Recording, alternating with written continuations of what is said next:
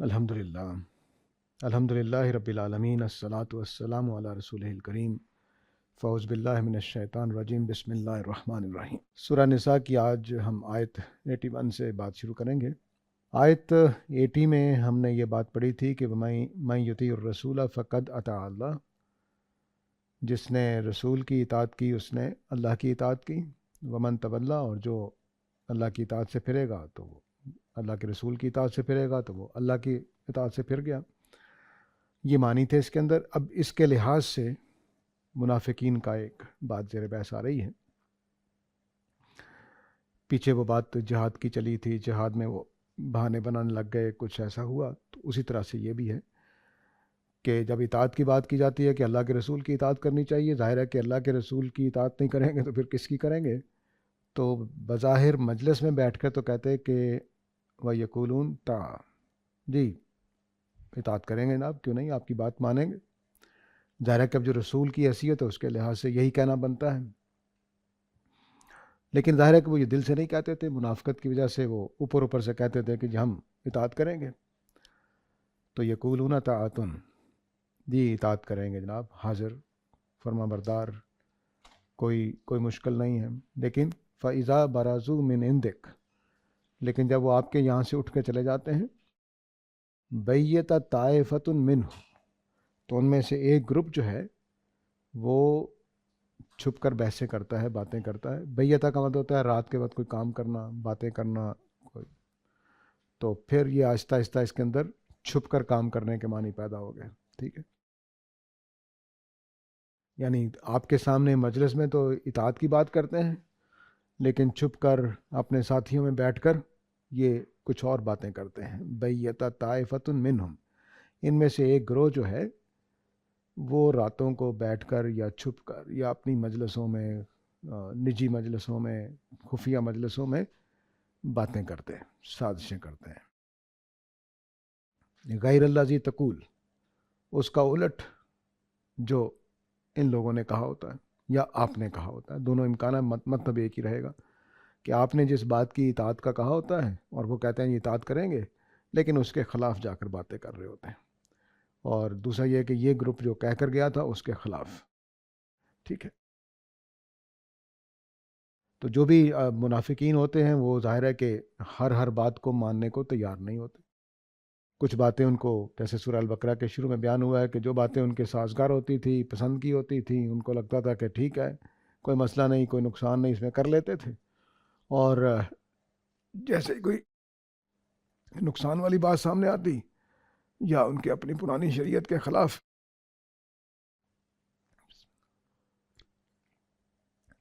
تو اس میں وہ رک جاتے۔ قرآن نے بیان کیا کہ روشنی ہوتی چل پڑتے، ورنہ رک جاتے۔ تو یہاں پر بھی وہی بات زیر بحث ہے، لیکن ان کے اب ایک بات پر تنقید ہو جاتی تھی تو طریقہ تبدیل کر لیتے تھے۔ تو اب وہ یہ نہیں، سامنے نہیں کہتے تھے، سامنے اطاعت ہی کی بات کرتے تھے، لیکن اپنی مجلسوں میں، گھر جا کر، اپنے دوستوں میں، قریبی لوگوں کے ساتھ بیٹھ کر وہ باتیں کرتے کہ نہیں جی وہ تو پتہ نہیں کیا باتیں کرتے ہیں، کیا معاملہ ہے، ہم تو یہ کریں گے، ہم وہ کریں گے۔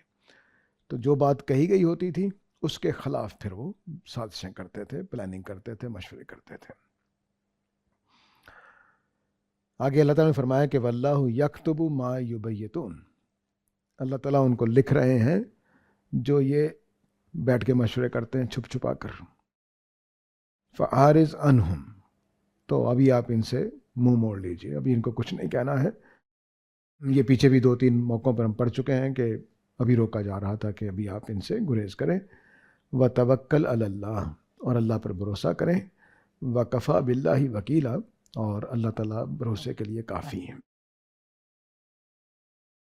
تب یہ جو واللہ یکتب ما یبیتون، یہاں باتیں کرتے ہیں بڑی اطاعت کی، فرما برداری کی، لیکن گھروں میں جا کر اپنی ذاتی مجلسوں میں وہ طرح طرح کی سازشیں کرتے ہیں اس کے خلاف جو یہاں کہہ کر گئے ہوتے ہیں۔ اور اللہ نے پھر اس کے جواب میں کہا کہ میں لکھ رہا ہوں جو یہ سازشیں کر رہے ہیں، دھمکی کے معنی میں، کہ یہ یاد رکھیں کہ یہ ان کے اعمال نامے میں لکھا گیا ہے، کل قیامت والے دن میں ان کا حساب کتاب کروں گا۔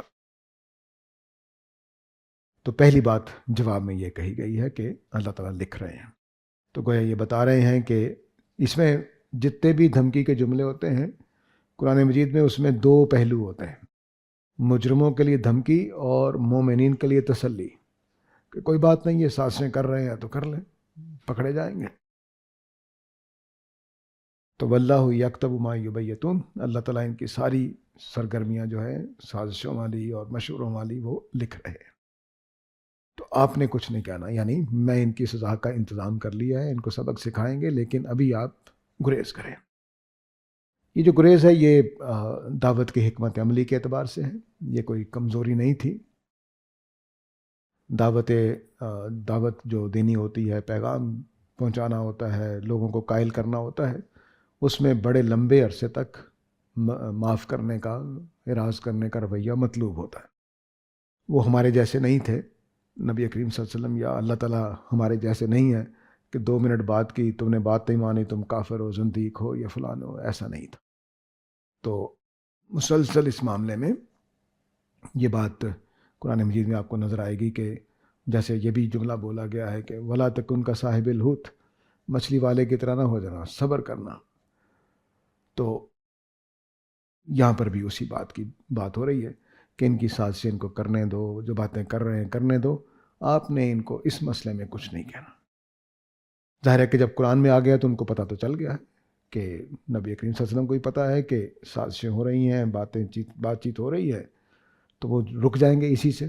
لیکن جو فتنہ پسند ہوتے ہیں وہ اس کے باوجود نہیں رکتے، تو اس لیے کہا گیا کہ ابھی ان سے آپ گریز کریں. تو اب مجلس میں بیٹھ کے اطاعت کی باتیں، بڑے نعرے کہ جناب ہم آپ کے ساتھ، آپ حکم تو فرمائیے، یہ کر دیں گے وہ کر دیں گے، لیکن جب چلے جاتے تو آپس میں بیٹھے کرتے نہیں، کچھ رستہ بچنے کی کوئی راہ نکالو، یہ کرو، دیکھو ہمارے لیے مشکل ہو جائے گی، کچھ کرو، اس طرح کی باتیں کر کے. تو جو بات مجلس میں کہی تھی، صحابہ کے سامنے نبی کریم صلی اللہ علیہ وسلم سے کہی تھی، اس کے خلاف اب اس پہ اللہ تعالیٰ نے پہلی دھمکی یہ دی کہ میں لکھ رہا ہوں. نبی کریم صلی اللہ علیہ وسلم کو فرمایا کہ آپ ان سے گریز کریں. نبی صلی اللہ علیہ وسلم کو کہنے کا مطلب یہ ہے کہ صحابہ بھی ایسا نہیں کریں گے.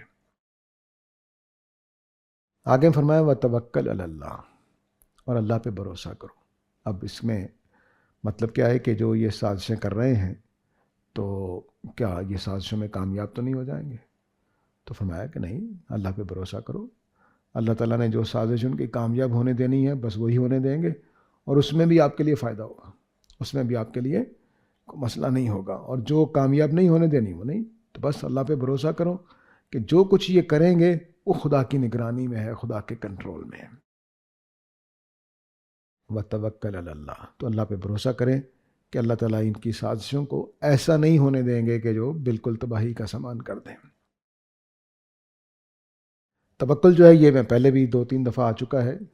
تو توکل کا مطلب بھروسہ کرنا ہوتا ہے.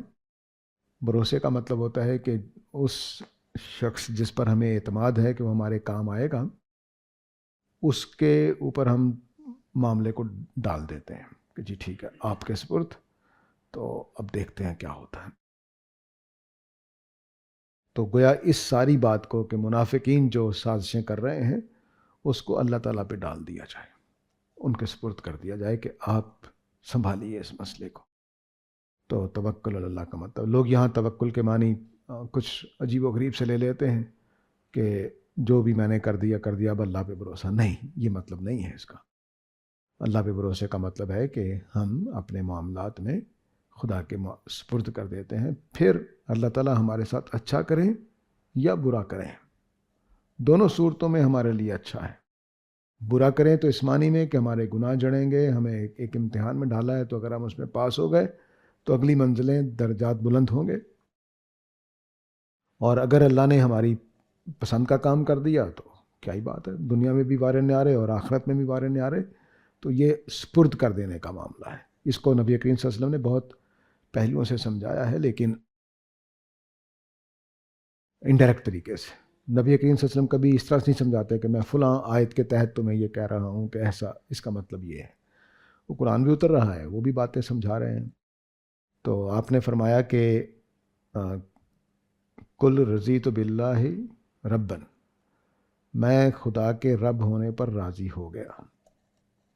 یہ چھوٹا سا جملہ ہے، لیکن جیسے نبی کریم صلی اللہ علیہ وسلم فرمایا کرتے تھے کہ اوتیت جوامع الکلم، مجھے کم لفظوں میں بڑی بات کہنے کی صلاحیت دی گئی ہے، تو اس جملے میں بھی ہے کہ میں یہ بات، اس بات کو کہو، یعنی اس بات کے قائل بن جاؤ کہ میں اللہ تعالیٰ کے رب ہونے پر راضی ہو گیا. بہت مشکل بات ہے. ابھی میرے والد صاحب فوت ہو گئے، رضیت باللہ ربن. کاروبار بند ہو گیا، رضیت باللہ ربن. کوئی نقصان ہو گیا، رضیت باللہ ربن. کر کے دیکھیے ذرا. یعنی کوئی فوت ہو جائے، کوئی چوٹ لگ جائے، کوئی زخم لگ جائے، کوئی 70 صحابہ احد میں شہید ہو جائیں، رضیت باللہ ربن. یہ وہ جگہ ہے جو توکل ہے، کہ بس ٹھیک ہے، ہم نے اپنے اخلاق، اپنے اصولوں کے مطابق ہم نے کام کر دیا، باقی اللہ پہ بھروسہ ہے. جو نتائج نکل آئے 100 سر آنکھوں پر. لیکن شرط یہی ہے کہ میں نے اخلاقی اصولوں پر کام کیا، میں نے اپنے اصول نہیں توڑے. اگر میں نے اصول توڑے ہیں پھر توکل اللہ کے کوئی معنی نہیں ہے، پھر آپ نے خود ہی غلط راستے پہ چلیں. اب اللہ تعالیٰ سزا دینا چاہے سزا دے دے گا، معاف کرنا چاہے معاف کر دے گا. تو یہ توکل یہ ہے کہ میں نے اپنے تمام اخلاقی اصولوں کا لحاظ کرتے ہوئے اپنی طرف سے محنت کر دی، اپنی ذمہ داری چکا دی، اب توکل اللہ ہے.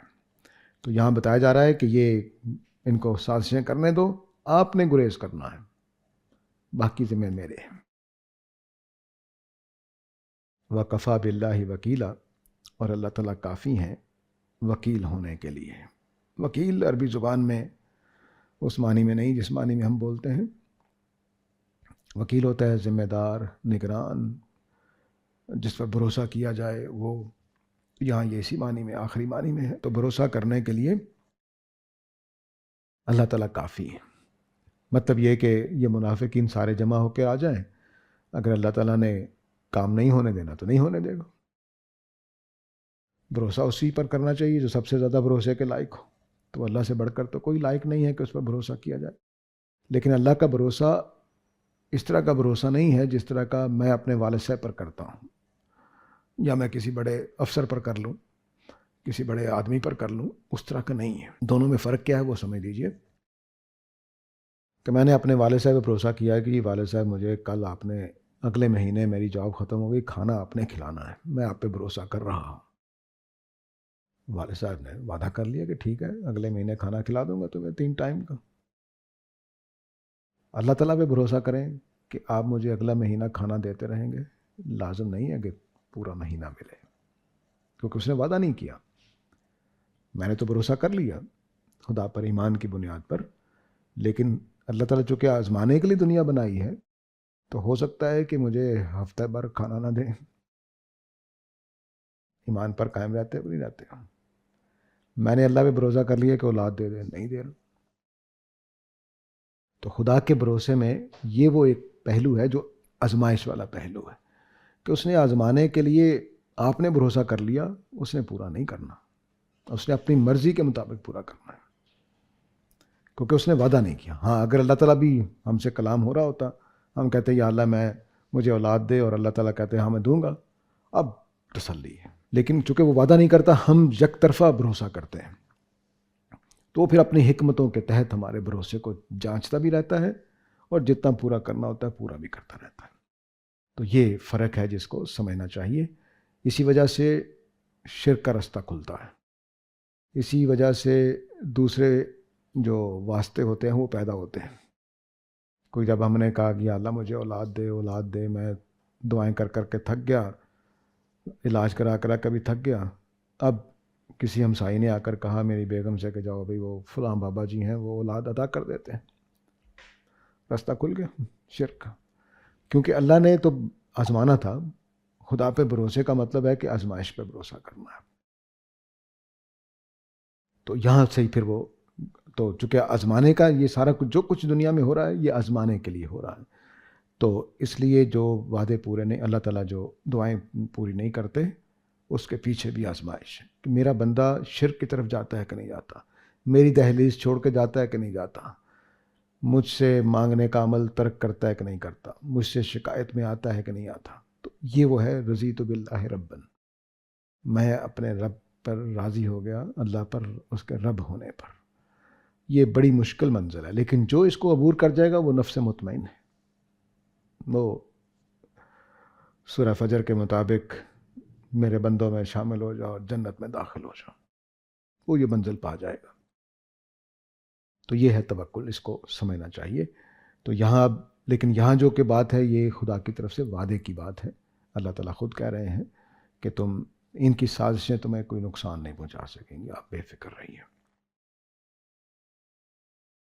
اب جو منافقین ہیں ان کا دوبارہ میں آیت کا خلاصہ سا کر دیتا ہوں. مجلس میں بیٹھ کے پچھلی آیت 80 آیت میں جو اطاعت کہا گیا تھا کہ جو رسول کی اطاعت کرے گا وہ اللہ کی اطاعت کرے گا، تو اب منافقین رسول کی حیثیت سے کہتے ہیں جی ہم آپ کے تابع دار فرما بردار، آپ حکم فرمائیے کیا ہے، جہاد کے لیے جانا ہے تو چلیں گے، کوئی اور کام کرنا ہے. سورہ البقرہ میں یہاں تک بات ہے کہ وہ نئے نئے پلان آ کے بتاتے تھے، یہ آپ ان کو مارنے کے لیے یہ کیوں نہیں کرتے، آپ ان کا منہ موڑنے کے لیے یوں کیوں نہیں کرتے. یہ سب کچھ وہ مجلس میں آ کر کہتے ہیں، لیکن جب مجلس سے اٹھ کر جاتے تو پھر سازشیں کرتے، اور ان باتوں کے اوپر سازشیں کرتے جس کا وعدہ کر کے نہیں گئے تھے، جس کا عہد باندھ کر نہیں گئے تھے. تو پھر اللہ نے فرمایا کہ اللہ تعالیٰ لکھ رہے ہیں ان کو اپنے کیے کی سزا ملے گی، آپ بے فکر رہیے. اس وقت فی الحال ان سے اعراض کرتے رہیے، اور ان کی سازشوں کے حوالے سے، ان کے پروگراموں کے حوالے سے اللہ پہ بھروسہ کیجیے. اور بھروسہ کرنے کے لیے اللہ تعالیٰ کی ذات کافی ہے، کسی اور کے بھروسے کی ضرورت نہیں ہے.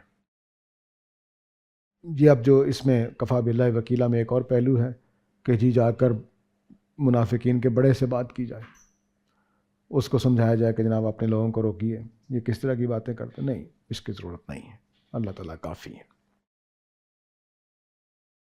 اب یہاں پر جو بات چل رہی ہے وہ یہ کہ جس کو آگے بات جڑے گی وہ یہ کہ کچھ لوگ نبی کریم صلی اللہ علیہ وسلم کو کہتے تھے کہ آپ کی وجہ سے ہم نے جنگ میں نقصان ہوا. یہ آیت نمبر 79 اور 78 میں یہ بات چل رہی تھی کہ کچھ نقصان ہو گیا تو جی آپ کی وجہ سے، نعوذ باللہ نبی کریم صلی اللہ علیہ وسلم کی وجہ سے حادثہ ہوا ہے، ہماری بات مان لیتے تو ایسا نہ ہوتا. اور جب کوئی اچھی چیز آتی تو کہتے یہ تو اللہ کی طرف سے، یہ تو آپ کا اس میں کوئی کمال نہیں ہے. اور کوئی بری چیز آتی تو کہتے یہ رسول کی طرف سے. ٹھیک ہے، یہ بات ذہن میں رکھیے. پیچھے یہ بات ہے کہ جہاد کے لیے جب ان کو کہا گیا تو انہوں نے ٹال مٹول شروع کر دی. دو باتیں ذہن میں رکھیے اور آگے چلیے. افلا یتدبرون القرآن، کیا یہ قرآن پر غور نہیں کرتے؟ ولو کان من عند غیر اللہ لوجدوا فیہ اختلافا کثیرا، تو اگر یہ غیر اللہ کی طرف سے ہوتا تو پھر اس میں اختلاف کثیر پاتے ہیں. قرآن مجید کی کچھ باتیں یہ مان رہے ہیں، کچھ نہیں مان رہے. ٹھیک ہے، جہاد کا حکم دیا تو مان لیا، جہاد کا حکم کو اور نہیں مانا، کچھ اور حکم دیا تو مان لیا. ایک یہ بات.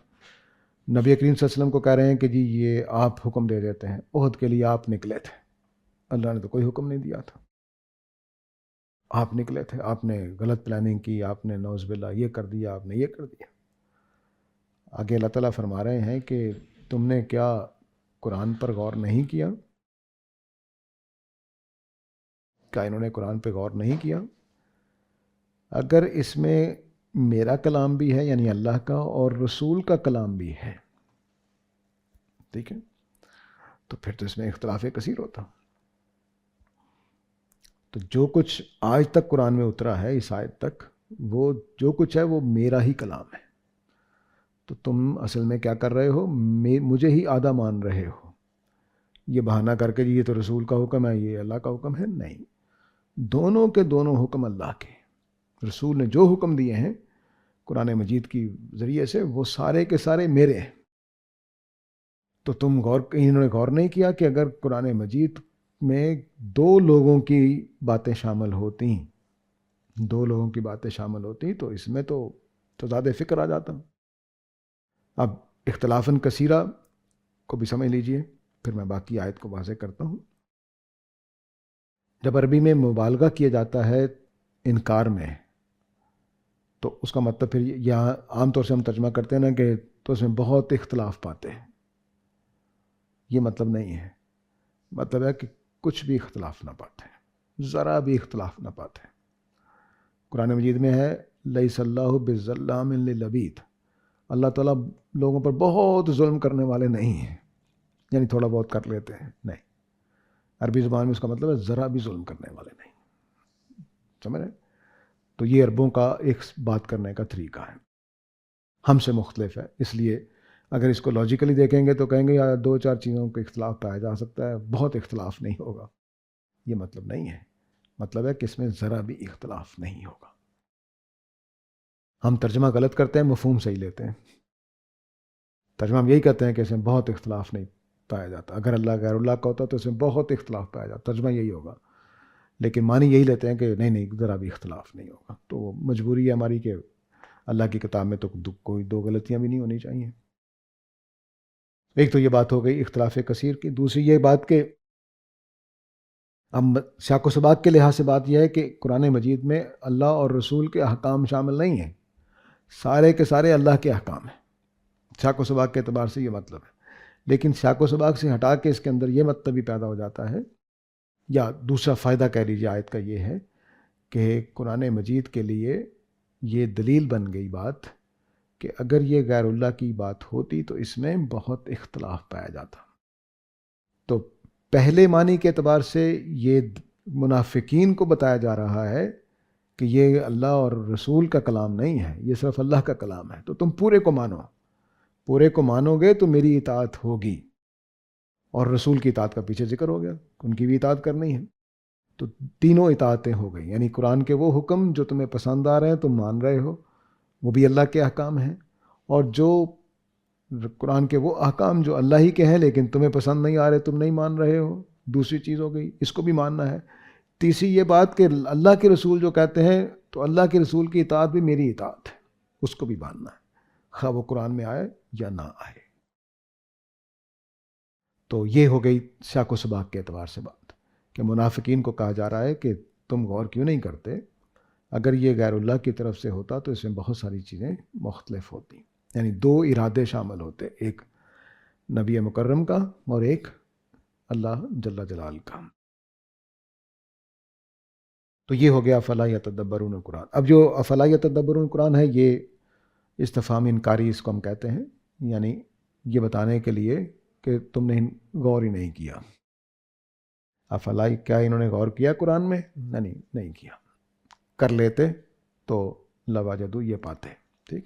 اب یہ جو اختلاف کثیر ہے اس کو سمجھ لیجئے، کیونکہ اختلاف پر ہمارے ہاں بہت ساری آیتیں اکٹھی کی گئیں. قرآن کی ایک پوری ویب سائٹ بنائی گئی، 1000+ مسٹیکس ان قرآن، اس میں اختلافات کو بھی زیر بحث لایا گیا.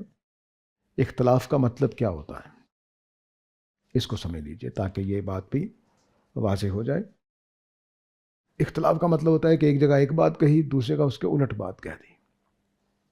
مثلا ایک جگہ کہا کہ فرعون جو ہے وہ حضرت موسیٰ کے زمانے میں تھا، دوسری جگہ کہہ دیا نہیں وہ مصر میں نہیں تھا، وہ تو چین میں تھا. تو سوال پیدا ہو جائے گا کہ یہ کیا بات ہو رہی. یا ایک جگہ کہا کہ اللہ تعالیٰ ایک ہیں، دوسری جگہ کہہ دیا اللہ تعالیٰ 2 ہیں. ایک جگہ کہہ دیا میں نے نمازیں فرض کی ہیں، دوسری جگہ کہہ دیا میں نے کب نماز فرض کی. ہم جب جھوٹ بولتے ہیں تو سننے والے اسی طرح کی چیزوں سے پکڑ لیتے ہیں کہ ابھی تو یہ کہہ رہا تھا کہ میں گھر میں تھا اور ابھی کہہ رہا ہے کہ میں باہر گیا ہوا تھا. ٹھیک.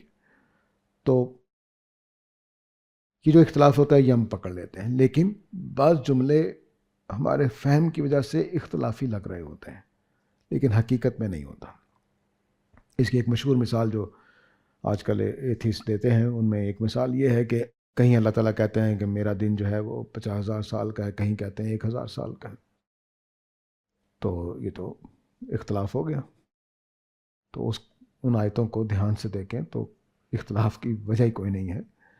جو 50,000 سال کی بات ہے وہ یہ ہے کہ جب فرشتے یا کوئی حکم زمین سے خدا تک پہنچتا ہے خود چل کر، تو وہ ایک ایسے دن میں پہنچتا ہے جو 50,000 سال کے برابر ہے. دوسرے کا اللہ نے کہا کہ میرا جو دن ہے، اللہ کا جو دن ہے وہ تمہارے 1000 سال کے برابر ہے. یہ دو باتیں ہی مختلف ہیں. اگر ایک جگہ کہتے ہیں اللہ تعالیٰ کہ میرا دن تمہارے 1000 سال کے برابر ہے، دوسری جگہ کہتے ہیں میرا دن تمہارے 50,000 سال کے برابر ہے، تو یہ تو اختلاف تھا. ایک میں اللہ کہہ رہے ہیں میرا دن 1000 سال کا ہے، اور جو کہہ رہے ہیں کہ یہ کام 50,000 سال والے دن میں ہوتا ہے. تو اس میں غلطی یہ ہوتی ہے کہ دن کا مطلب نہیں معلوم کہ عربی زبان میں دن کس کس معنی میں آتا ہے. عربی زبان میں دن ٹائم پیریڈ 24 گھنٹے، صرف دن روشنی والا دن، اور دور، عرصہ، مرحلہ اور مارکا. یوم بدر مطلب مارکہ بدر، وہ دن نہیں ہے وہاں مراد. عربوں کی ایک جنگ 40 سال رہی، یوم داہس و غبرہ یعنی مارکہ داہس و غبرہ یعنی جنگ داہس و غبرہ. ٹھیک ہے، تو مارکہ جنگ اس معنی میں بھی آتا ہے. اللہ تعالیٰ نے ایک لفظ بولا ہے ذکروا بایام اللہ، ان کو تذکیر کرو اللہ کے ایام سے، یعنی اللہ نے جو عذابوں والے دن ہیں اللہ تعالیٰ کے ان سے. تو جو اللہ کے مارکے ہیں دنیا میں ان سے ان کو انذار کرو. تو اس وجہ سے تو جو لوگ اعتراض کرتے ہیں قرآن مجید پر، ان کو ایک تو آیت کو پوری کو دیکھنا چاہیے، دوسرا لفظوں کے معنی سے واقف ہونا چاہیے. ہمارے ہاں یہ غلطی ہوتی ہے کہ ہم ترجمہ، غلطی نہیں ہے، وہ ہمارا جذبہ احتیاط ہے. ہندوستان میں جو پہلے ترجمے شروع ہوئے تو اردو زبان میں، تو ہم نے لفظ کے نیچے لفظ رکھنے کا فیصلہ کیا، لفظ کے نیچے لفظ. اور میری والدہ احمد رضا بریلوی صاحب کا ترجمہ پڑھتی تھیں تو وہ لگتا تھا کہ کوئی الہامی کلام ہے، کیونکہ وہ عربی کی ترتیب سے نیچے اردو ہوتا تھا، لیکن وہ بامانی جملہ بن جاتا تھا. وہ کچھ اس طرح کی کنسٹرکشن کرتے تھے. تو یہ جو تراجم ہے اس میں یہ مسئلہ ہے، اور ہم بعض اوقات لفظ کے نیچے مترادف لکھ دیتے ہیں اور یہ دھیان نہیں رکھتے کہ یہاں کس معنی میں استعمال ہوا ہے. تو ترجمے میں یہ بھی ہوتا ہے، خاص طور سے دن کے لفظ کے ساتھ. تو کہیں مثلا اللہ تعالیٰ کہتا ہے میں نے 6 دنوں میں دنیا بنائی، تو 6 دن کون سے ہیں ہمیں نہیں پتا. کہنا چاہیے 6 مرحلوں میں دنیا بنائی. تو یہ جو چیزیں ہیں یہ قرآن مجید کی عربی کے ساتھ خاص ہیں، ان کو سمجھ کر پھر اعتراض کرنا چاہیے. تو میں نے جتنے بھی اعتراضات دیکھے ہیں اس معنی میں کہ اختلاف ہے، وہ سب کی وجہ ایک ہی ہے، ترجمے کی غلطیاں.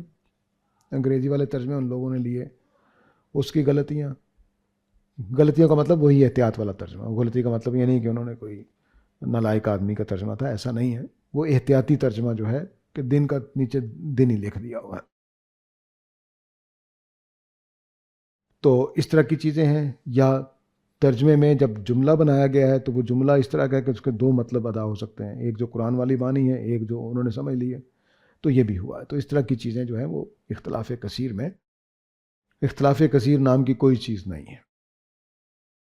میں نے قرآن مجید کو میرا خیال 10 دفعہ مکمل پڑھ چکا ہوں سمجھ کر، اور اب اللہ کا شکر ہے کہ تفسیر کا کام بھی کر رہا ہوں. تو مجھے آج تک کسی آیت میں ایسی چیزیں ملی کہ کہوں کہ یہاں کچھ کہا تھا وہاں کچھ کہا تھا، نہیں، بالکل نہیں. بلکہ اتنا ایکوریٹ چیزیں ہیں بعض کہ آدمی حیران رہ جاتا ہے. مثلاً تورات میں دیکھیے، چونکہ وہ ترجمہ ہے، لوگوں نے ترجمہ کیا ہے، تو تورات میں حضرت یوسف کے زمانے کے بادشاہ کو بھی فرعون کہا گیا ہے، اور حضرت موسیٰ کے زمانے کے بادشاہ کو بھی فرعون کہا گیا. حقیقت یہ تھی کہ حضرت موسیٰ کے زمانے کے فرعون تو فرعون تھے، حضرت یوسف کے زمانے کے بادشاہ فرعون نہیں کہلاتے تھے. اب یہ تاریخی طور پر ثابت ہو چکا ہے. اور سورہ یوسف میں جب ہم پہنچیں گے تو ہم دیکھیں گے کہ اللہ تعالیٰ نے سورہ یوسف میں حضرت یوسف کے زمانے کے لیے ملک کا لفظ استعمال کیا ہے، بادشاہ کا، فرعون کا لفظ نہیں استعمال کیا. اور یہ غلطی کہیں نہیں ملے گی آپ کو. حیرت کی بات نہیں. ایک بدو مکہ میں رہنے والا، جس کو نہ کوئی تاریخ کا پتہ ہے نہ کچھ اس طرح سے، جو ماحول میں سنی سنائی باتیں ہوتی ہیں وہ تو ہوتی ہیں، وہ اتنی ایکوریسی کیسے اختیار کر سکتا ہے؟ ٹھیک ہے. پھر تورات میں غلطی ہوئی کہ حامان کو بہت بعد میں ثابت کیا ہے. اللہ تعالیٰ کہہ رہے ہیں کہ فرعون نے حامان سے کہا. ٹھیک ہے. تو یہ بھی اب بعض حوالوں سے ثابت ہو گیا ہے کہ حامان اس کا وزیر ہی تھا، جو سیکولر جو ریسورسز ہیں اس سے. تو قرآن مجید میں تو اس طرح کی چیزیں بھی نہیں پائی جاتی کہ ایکچول ہسٹری سے اس کا اختلاف ہو، باہمی تو بہت بات کی بات ہے. اور لیکن جو انسانی کلام ہے آپ کسی کو اٹھا کر دیکھ لیجئے. ہمارے ہاں علامہ اقبال کو ذرا مذہبی شاعر مانا جاتا ہے، تو میں زیادہ اسی کی مثال دیتا ہوں، انہی کی. تو علامہ اقبال کے ہاں آپ کو جگہ جگہ اختلاف نظر آئے گا. ایک غزل میں ہی دو ایک دوسرے سے ٹکراتے ہوئے شعر مل جائیں گے، کیونکہ انسان تو، اور خاص طور سے شاعر کے بارے میں تو اللہ نے بیان کیا کہ فی کل وادی یہیمون، ہر وادی میں جہاں کو مضمون پیدا ہوتا ہے پیدا کر دیں گے. ابھی بات ہو رہی تھی فلاں چیز کی، ابھی دوسری بات کی، ابھی وہی بات اچھی تھی، ابھی وہی بات خراب ہے. تو اقبال نے شروع میں، علامہ اقبال رحمہ اللہ نے شروع میں یہ کہا کہ ان تازہ خطاؤں میں بڑا سب سے وطن ہے، جو پیرہن اس کا ہے مذہب کا کفن ہے. کہ دنیا نے جو نئے خدا بنائے ہیں ان میں سب سے بڑا وطن خدا ہے اب، لیکن اگر اس کو مانیں گے تو مذہب کا خاتمہ ہو جائے گا. جو پیرہن اس کا ہے، جو لباس اس کا ہے، مذہب کا کفن ہے. اور جب حسین احمد مدنی صاحب نے کوئی تقریر فرما دی کہ ملت وطن سے بنتی ہے، تو کہتے ہیں یہ کیا بولہ بھی ہے جو حسین احمد مدنی فرما رہے ہیں کہ وطن از ملت اس. کہتا نہیں، ملت تو دین سے ہوتی ہے. بالکل الٹ بات. ٹھیک ہے. تو یہ جو چیزیں ہوتی ہیں یہ ظاہر ہے کہ وقت کے ساتھ ساتھ ڈیولپ ہوتی ہیں.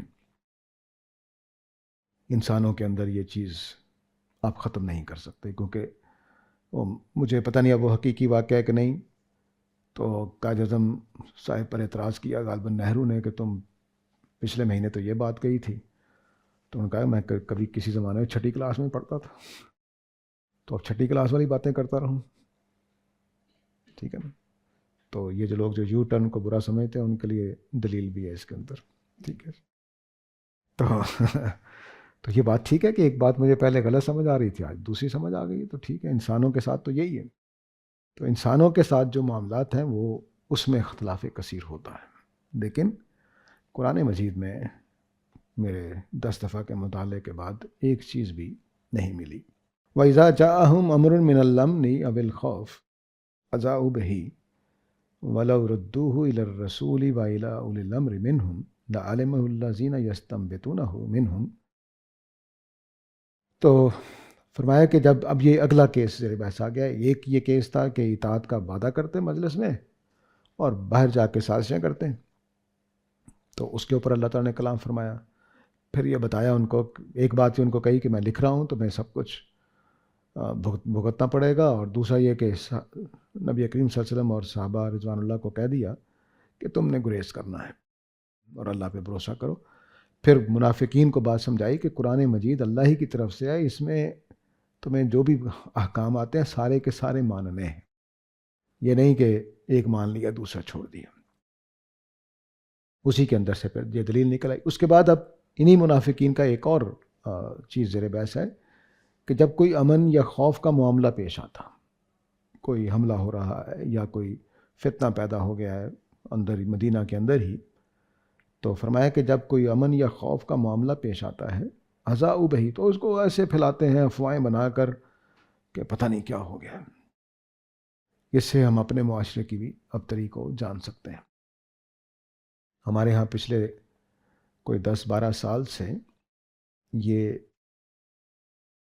سیاست دانوں نے بھی اور میڈیا نے بھی یہ روپ اختیار کیا ہے کہ باتوں کو بریکنگ نیوز اور پتہ نہیں کیا مصیبت بنا دیتے ہیں. یہ طریقہ ٹھیک نہیں ہے.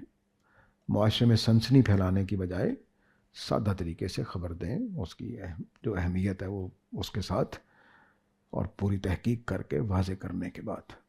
یہ معاشروں کو ہلا دیتی ہیں اس طرح کی چیزیں. جس زمانے میں یہ بہت ٹرینڈ ہو گیا تھا بریکنگ نیوز، اس زمانے میں اب دیکھیے لگتا تھا کہ مطلب بھی نہیں آتا ہے ان کو بریکنگ نیوز کا. بس وہ ایسے کہ کوئی بریکنگ نیوز کا مطلب ہوتا ہے میں انکشاف کر رہا ہوں، نئی خبر آپ کے سامنے رکھ رہا ہوں. لیکن ہمارے ہاں بریکنگ نیوز کا مطلب یہ بن گیا کہ کوئی بڑی فتنہ پیدا ہو گیا، یہ ہو گیا، مصیبت پیدا ہو گئی.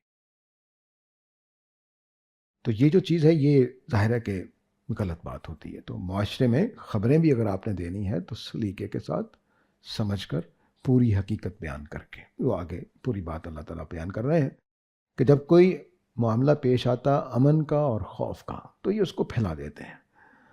وَلَوْ رُدُّوهُ إِلَى الرَّسُولِ وَإِلَىٰ أُولِي الْأَمْرِ مِنْهُمْ، لیکن اگر یہ اس بات کو رسول کے پاس لے جاتے یا حکمرانوں کے پاس جو معاملات کو چلا رہے تھے ان کے پاس لے جاتے، لَعَلِمَهُ الَّذِينَ يَسْتَنبِطُونَهُ مِنْهُمْ، تو ان میں سے استنباط کی صلاحیت رکھنے والے اس کو جان لیتے.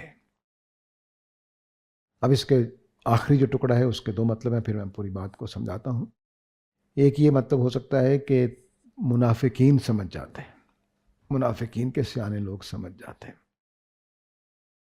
اور ایک مطلب یہ ہوتا ہے، مطلب یہ ہو سکتا ہے کہ اولی الامر اور رسول اس کی حقیقت سمجھ کے تمہیں بتاتے کہ حقیقت کیا ہے، واقعہ کیا ہو رہا ہے. کیونکہ جو لوگ اوپر بیٹھے ہوتے ہیں، رسول تو خاص طور سے، اور جو حکمران بھی ہوتے ہیں ان کے پاس ہم سے زیادہ معلومات ہوتی ہیں، ان کا جاسوسی کا نظام ہوتا ہے، وہ سب سے واقف ہوتے ہیں. تو مثال کے طور پر اگر عبداللہ بن ابی نے کوئی سازش کی ہے، کوئی ہنگامہ برپا کیا ہے، تو نبی کریم صلی اللہ علیہ وسلم کو پتہ ہوگا کہ اس کے پیچھے کیا کیا محرکات ہیں، کیا پیش نظر ہے، کیا کرنا چاہتے ہیں. تو اس کو دبایا جاتا ہے، بعض اوقات چھپایا جاتا ہے، بعض اوقات اس کو ختم کرنے کے لیے کوئی پلاننگ کی جاتی ہے. لیکن اگر پورے ماحول میں آپ مشہور کر دیں جی عبداللہ بن ابی نے یہ کر دیا، یہ کر دیا، یہ کر دیا، اب سنبھالنا مشکل ہو جاتا ہے. ٹھیک ہے. تو اس لیے بہت موقعوں پر حکومتیں خبریں چھپاتی ہیں.